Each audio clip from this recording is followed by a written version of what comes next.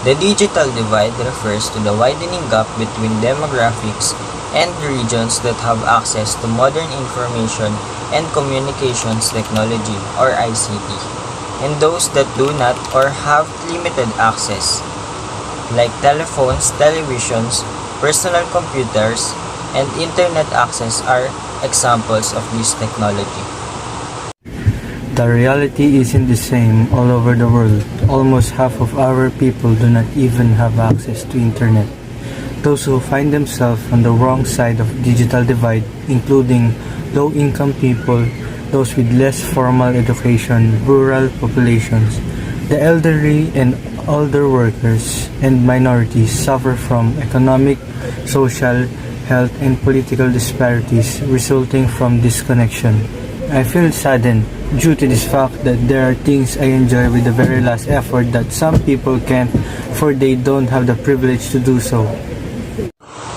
Ever since na umusbong yung paggamit ng media is nagkaroon ng barrier sa aming magkakapatid na kung saan dati nakakapaglaro kami ng matagal at nakakapag-usap palagi. Ngayon ay lagi na lang nakatutok sa cellphone and hindi na kami masyadong nakakapag-usap. The digital divide has created a new distinction basis in society, which has significantly influenced people's daily operation and livelihoods around the world. The ability to fully access the internet is causing disparities and segregation in various fields today. Analysis of ICT use across countries revealed enormous differences which we like to hold true in other aspects of life given the internet's role in our daily lives. Bridging the gap, both the United States and Australia are global superpowers, as evidenced by the fact that technology within 8 of the top 10 tech companies are from the United States, and the two countries have a combined internet penetration of close to 90%.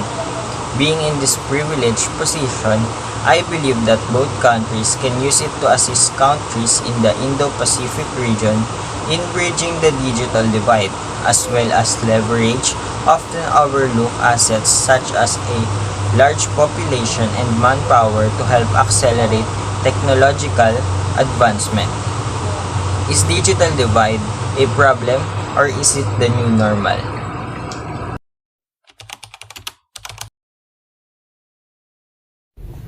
Misinformation is a false information that is disseminated regardless of intent to mislead. According to an article by the APA.org, beginning in the 1970s, psychologists demonstrated that the false beliefs can persist even after misinformation is corrected.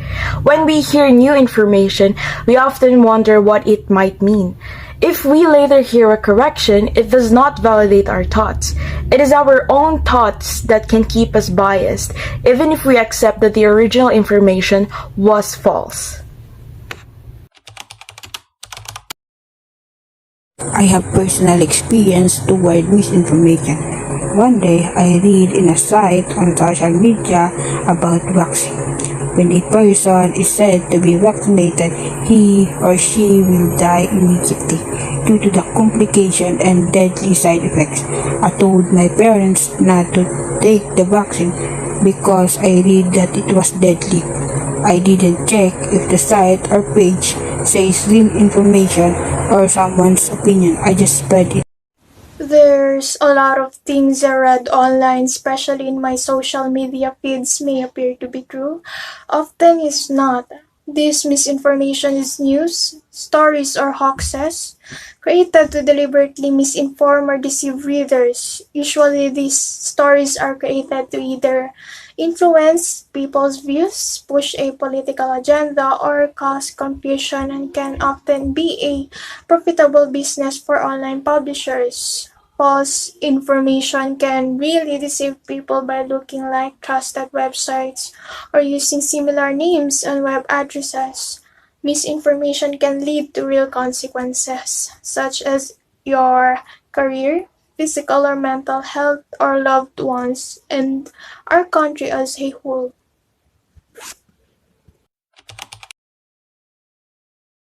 According to the Reboot Foundation, psychologists and cognitive scientists have been studying the misinformation effect for how many years? How false or misleading information received by the subject after receiving correct information can distort their understanding.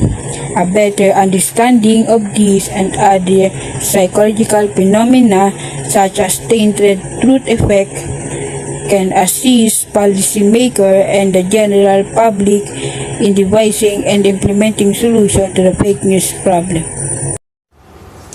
Elizabeth Loftus, a psychologist and memory expert, was the first to investigate the misinformation effect in the 1970s. Her research has shown that memory is far more easily influenced than previously thought. In one early experiment on the misinformation effect, she and her research team showed participants lied of a car accident before having them read inaccurate or misleading information about the accident. The experiment demonstrated that participants easily assimilated this faulty information, making errors when later asked what happened in the accident. Even the wording of a question about the past can have an impact on our memories. The study of misinformation effect and related phenomena demonstrates how psychologically vulnerable we are to fake news, false memories, and entrenched cognitive biases. It also demonstrates how far-reaching the effects of misinformation can be on public discourse, particularly when misinformation is exacerbated by the network effects. Social media networks appear to design to hasten the spread of myths and propaganda. It is not enough to simply correct or remove misinformation in order to combat the misinformation effect. We must address the broader damage done to public discourse. So the real question is, what exactly should be done with misinformation?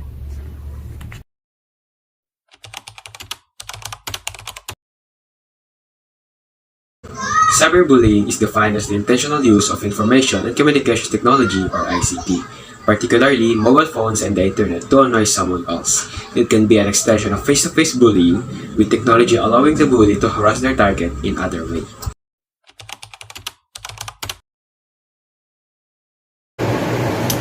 Cyberbullying is a phenomenon, a worldwide phenomenon that everyone could be attacked with. Back in my first ever junior high, I was cyberbullied by people whom I trusted, whom I considered as friends. It's the hardest thing to accept because I found it, at first I found it hard to believe that the people who could show me this good side personally would be saying nasty things behind my back through the internet and their secluded private GCs. That's the scariest thing. You would realize that people really do have different faces upon them that they show people. And to be honest, I don't wanna experience that anymore, especially not from people that I treated as friends. My opinion for cyberbullying is cyberbullying has to stop now because it can affect the children, and for some teenagers like me who experience cyberbullying, and I think it must be prioritized first and do responsibly and more action. The cyberbullying can affect children and teenagers, like I said, and especially for this time, we are using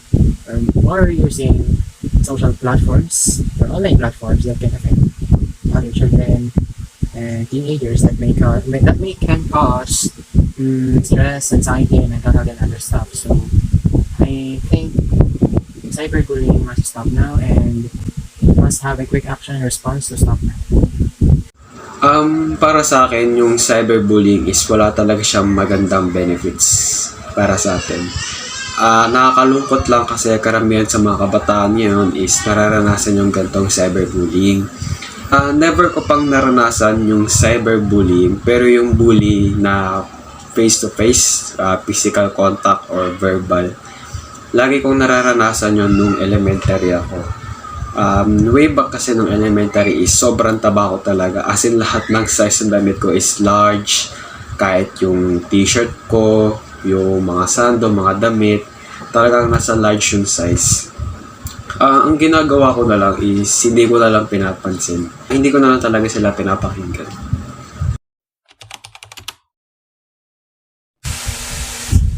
Cyberbullying, like all forms of cyberbullying, should be taken seriously. It is never acceptable in the range of education, acts, government guidance, outlines schools' duties and powers in relation of bullying. The Education and Inspection Act 2006 includes legal powers that are ordinarily related to cyberbullying.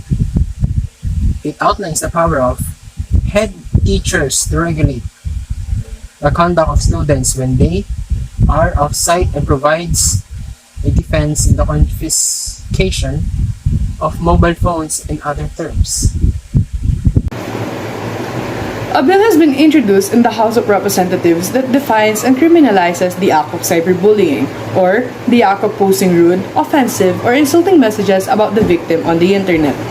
By penalizing cyberbullying, people are encouraged to become responsible netizens and held accountable for their cyber actions. The other Camarines Sur Representative Rolando Andaya Jr. explained in an explanatory note.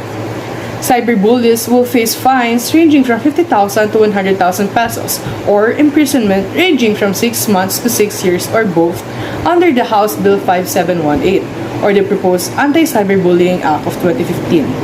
In the reports, 11 European countries, 44% of children who had been cyberbullied before had said that it happened even more during lockdown.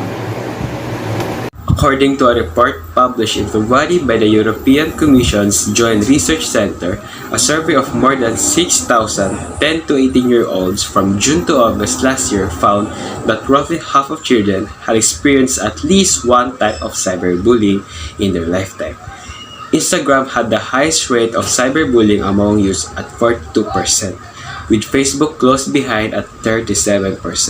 Snapchat came in third place with 31%, while participants in the survey used YouTube more than any other platform. The video-focused social media platform was only responsible for 10% of the reported cyberbullying.